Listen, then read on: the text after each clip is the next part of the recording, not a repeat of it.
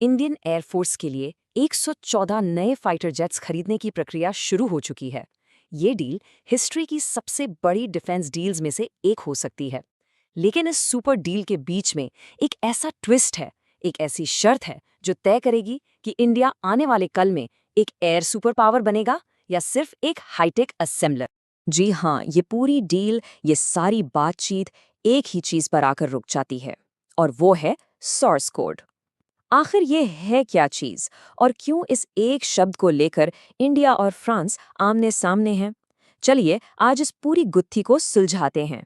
तो सबसे पहले सबसे बुनियादी सवाल, हमने अभी तो 36 राफेल्स खरीदे थे, तो फिर अचानक से 114 और जेट्स की जरूरत क्यों पड़ गई? इसका जवाब हमारे देश की सुरक्षा से जुड़ा है। देखिए, ऑन पेपर इंडिया को दो फ्रंट पर, यानी चाइना और पाकिस्तान, दोनों से एक साथ लड़ने के लिए कम से कम 42 फाइटर स्क्वाड्रंस की जरूरत है। लेकिन सच्चाई क्या है? आज हमारे पास है सिर्फ 31 स्क्वाड्रंस। ये जो गैप है ना, ये हमारी सुरक्षा के लिए एक बहुत बड़ा चिंता का विषय है। और बात यहीं खत्म नहीं होती। प्रॉब्लम ये है कि हमारे पुराने मिग-21 और जैगवार जैसे विमान तेजी से रिटायर हो रहे हैं। अगर जल्द ही नए जेट्स नहीं आए तो हमारी ताकत 31 से घटकर 28 या 29 स्क्वाड्रंस तक भी आ सकती है। ये नेशनल सिक्योरिटी के लिए एक रेड अलर्ट है। तो इस काम को पूरा करने के लिए फिर से रफाल ही क्यों? इसके पीछे कई सॉलिड रीजंस हैं। पहला, ये कॉम्बैट प्रूवन है, इंडियन एयरफोर्स इसको आजमा चुकी है। दूसरा, ये एक ओमनी रोल जेट है, यानी हवा से हवा में लड़ने से लेकर जमीन पर अटैक करने और न्यूक्लियर बॉम्ब गिराने तक सब कुछ कर सकता है। और सबसे बड़ी बात, इसको दोबारा चुनने से टेस्टिंग में लगने वाले 5-7 साल बचेंगे और ट्रेनिंग और मेंटेनेंस का खर्चा भी कम होगा।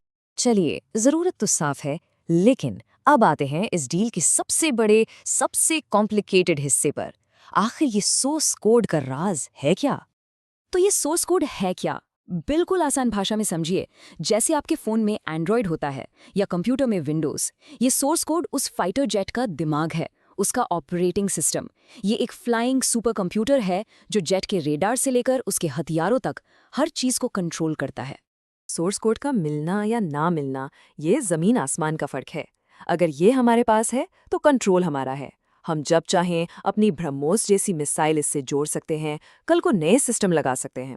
यही है असली आत्मनिर्भरता। लेकिन अगर ये नहीं है तो हम हर छोटे बड़े बदलाव के लिए फ्रांस पर निर्भर रहेंगे। अब आपके मन में ये सवाल जरूर आ रहा होगा कि भाई, जब ये इतना जरूरी है तो फ्रांस हमें ये दे क्यों नहीं देता? आखिर प्रॉब्लम कहाँ है? देखिए, फ्रांस के इनकार के पीछे भी काफ़ी कॉम्प्लेक्स वजह हैं। यहाँ एक तरफ है इंडिया की आत्मनिर्भरता की ज़रूरत, और दूसरी तरफ है फ्रांस की इंटेलेक्चुअल प्रॉपर्टी की चिंता।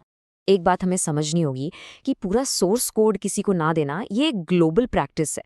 अमेरिका अपने सबसे करीबी एलाइज को भी F-35 का पूरा कोड नहीं देता।